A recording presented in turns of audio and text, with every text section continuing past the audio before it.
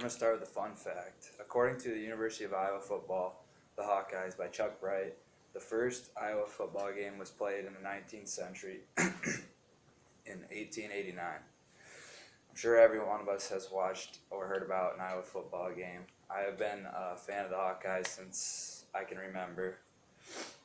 The Hawks are a steady team every year because of everything the program has had or has.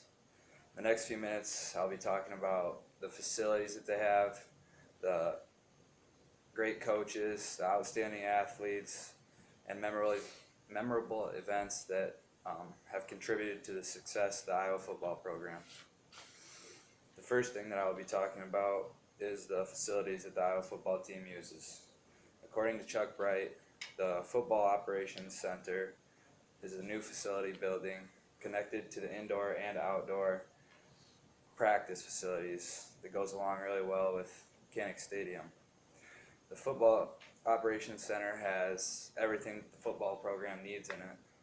It contains locker rooms, coaches' offices, equipment rooms, and strength training areas, and is about 76,000 square feet big. According to Dick Lamb from 75 years with the Fighting Hawkeyes, Kinnick Stadium is named after Niall Kinnick and has been called Kinnick Stadium since 1972. Here's a picture of Kinnick Stadium. I've been there, and the atmosphere there is crazy.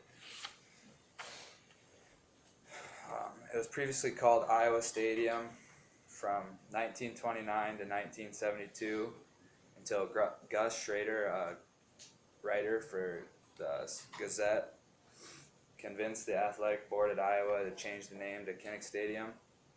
Kinnick seats 70,585 people and is in the top 20 in the nation for biggest stadiums. Now that I've talked about the facilities, the next thing that I will talk about are the significant coaches and players throughout the years of Iowa football. Iowa has been very lucky to run across some prestigious coaches and outstanding athletes. The Hawks have 5 coaches that have been inducted to the College Football Hall of Fame. The following information is from Chuck Bright. Howard Jones is the oldest Iowa football coach inducted into the Hall of Fame, and he coached from 1916 to 1923. Another very prestigious coach is Eddie L. Anderson, and he is inducted into the Hall of Fame as well. He coached Niall Kinnick, and that's why he's famous. Edward Madigan is the 3rd coach inducted into the Hall of Fame. Forrest Ivashevsky coached the Hawks to a Rose Bowl victory in 1958. And lastly, Hayden Fry, who coached the Hawks from 1979 until 1998, until he handed over the current head coaching job to Kirk Ferentz. Iowa has had many players go professional after successful college careers and have had many standout athletes. I'm just going to talk about a few. Chuck Long is arguably the best quarterback in Iowa history, and he led the Hawks to a Rose Bowl in 1985. Sean Green broke a bunch of running back records at Iowa, and he was an All-American, and he won the Doak Walker Award, which is the best running back in the nation.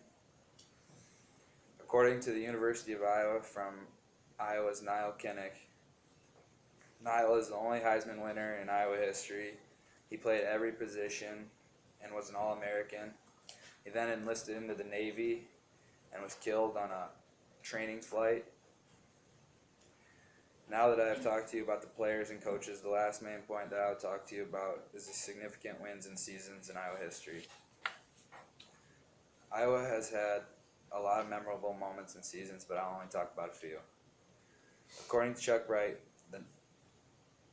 they were national champs in 1958, defeating California in the Rose Bowl, and that is the only national championship that they have. In 1985, they beat second-ranked Michigan, which earned them the #1 ranking in the national polls, and they later made the Rose Bowl that year, but lost to UCLA. Drew Tate led the Hawks to a Capital One Bowl victory in 2005, And in the final seconds of a 30-25 win, he connected with Warren Holloway. In that same year, Iowa won the Big Ten and went 11-2. And the last bowl win for Iowa was in 2010 against Missouri in the Insight Bowl. Now that I touched on some important parts of Iowa history, of the Iowa football program, I will conclude with this. The Hawks have a good tradition because of the players, coaches, and facilities that have been affiliated with the program. I hope you learned something about the program, and go Hawks.